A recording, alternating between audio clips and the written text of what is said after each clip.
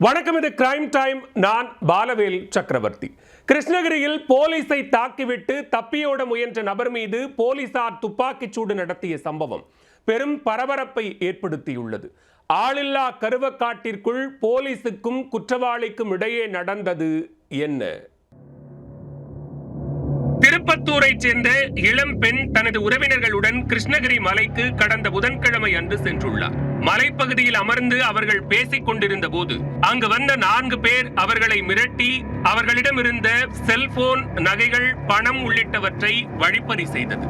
மேலும் அந்த பெண்ணையும் 4 பேர் கொண்ட கும்பல் பாலியல் வன்கொடுமை செய்தது.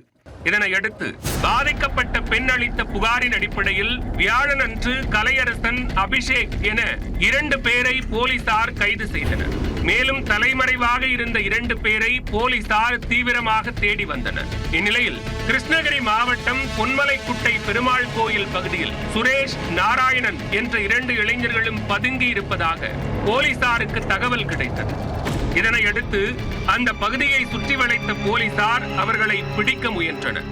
அப்போது இருவரும் கத்தி உள்ளிட்ட கூர்மையான ஆயுதங்களால் போலீசாரை தாக்கிவிட்டு தப்ப முயன்றனர். இதனையடுத்து துப்பாக்கிச் சூடு நடத்தி 2 பேரையும் போலீசார் பிடித்துள்ளனர். போலீசார் துப்பாக்கியால் சுட்டதில் சுரேஷ் என்ற இளைஞருக்கு காலில் காயம் ஏற்பட்டுள்ளது. மற்றொரு இளைஞர் தப்பி ஓடும்போது கீழே விழுந்ததில் அவரது காலில் எலும்பு முறிவு ஏற்பட்டுள்ளது. துப்பாக்கிச் சூடு சம்பவம் பரபரப்பை ஏற்படுத்திய நிலையில் துப்பாக்கிச் சூடு நடைபெற்ற இடத்தில் மாவட்ட காவல் கண்காணிப்பாளர் தங்கதுரை நேரில் ஆய்வு செய்தார்.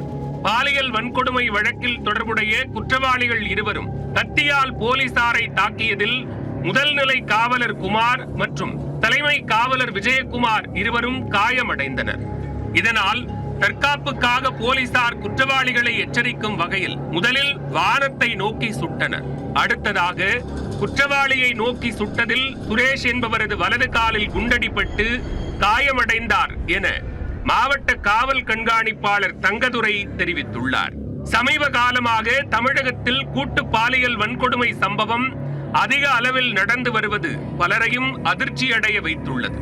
கிருஷ்ணகிரியில் பெண்ணை கூட்டு பாலியல் வன்கொடுமை செய்த 4 இளைஞர்களையும் போலீசார் கைது செய்திருப்பது குறிப்பிடத்தக்கது.